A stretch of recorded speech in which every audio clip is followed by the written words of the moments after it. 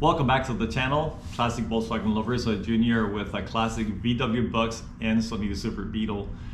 So I have been working with my seats, and when taking them apart, I found that one of the studs that supports the backrest was broken and needs to be fixed. So let's go ahead and do that. Right there, that's where the stud that holds the backrest, which engages with this little piece right here, broke. I'm gonna go ahead and re-weld that back there and see if it works. Then if I get that done successfully, and then all I have to do is just get my Scotch Brite, go over all of these white areas that you see here, which are remnants from the rusty solver that dissolved all of the surface rust that was over the frame. So let me go ahead and now get started. Let's go ahead and set this camera somewhere in here so you can see what I'm going to be doing. So this is where I am going to be welding the stud. It looks like my prep work was done well. So let's go ahead and get started.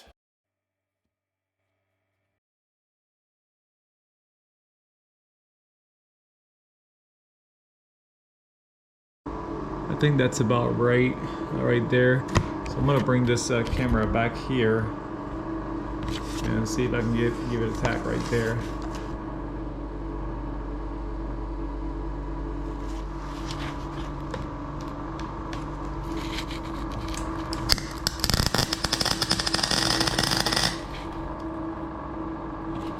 And I would say it's about center, so.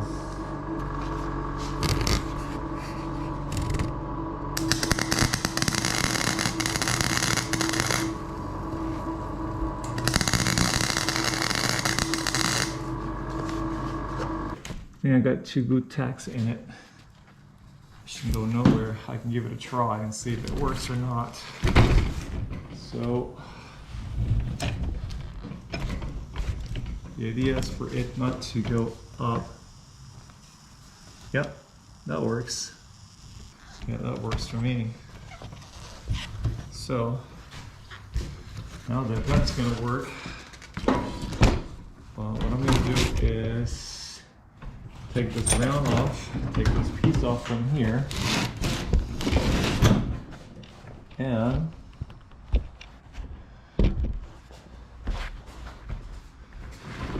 I can weld that outside.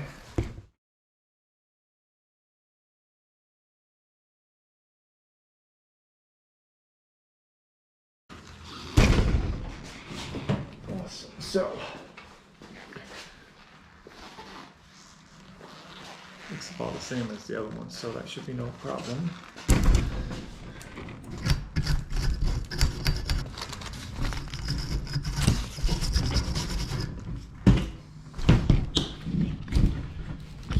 Now in this ground right here.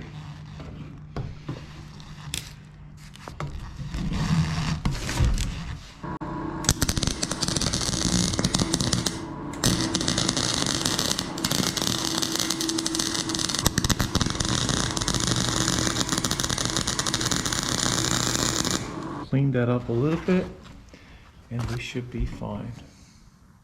Actually weld it back together. That's going to do the job fine. Now I'll just go ahead and wire brush the whole seat frame and put a coat of primer, and then we'll just go back and spray paint it. Alright, so let's go ahead and do some wire brushing.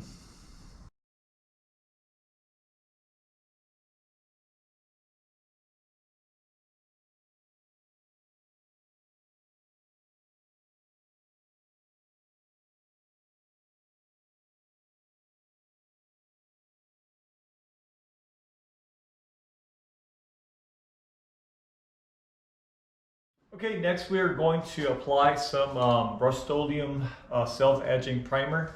Recommendations from the manufacturer is that after you apply it, you let it sit for about 4 hours if you're going to do dry sanding. Ideally, you would want to powder coat these frames, but I don't have a 220 here in my garage. I do have a oven I can use to do that. But also the oven I have wouldn't be, big enough to powder coat. This top frame here is good for just small parts.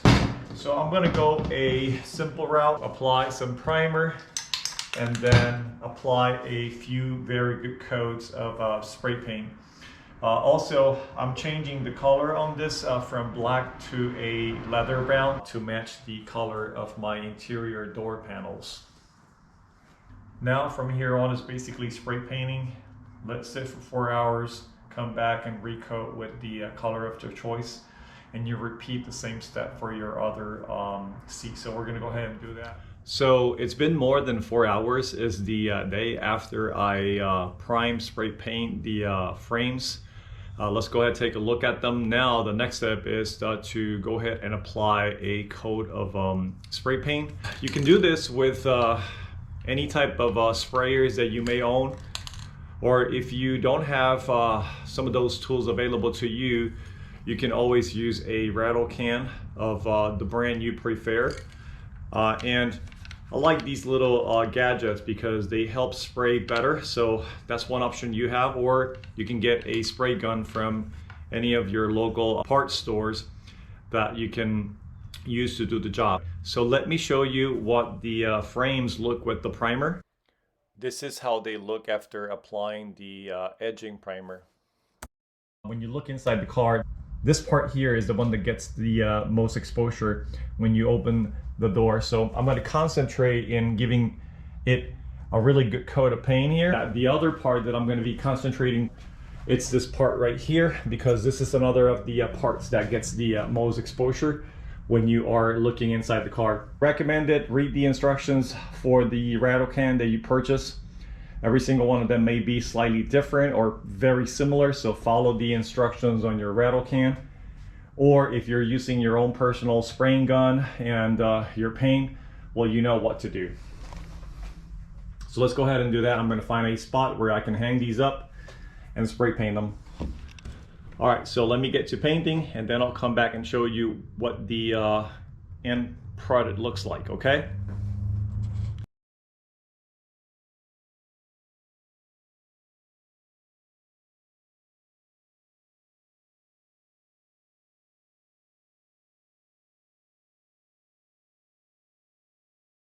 Frames are already painted. Now we're going to let them sit and get dry, and then we'll come back and put the spring box over them, and we should be ready for upholstery. Other than I have to go and get some kind of a burlap fabric or something like that, similar, or maybe even vinyl to sit over the box spring, so that when I put the horsehair padding, I won't have those debris or dust that you usually get with the horsehair padding under the car.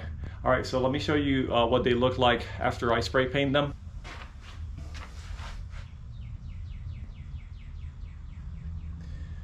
I tried to concentrate in this area right here and here. That's gonna be it for now.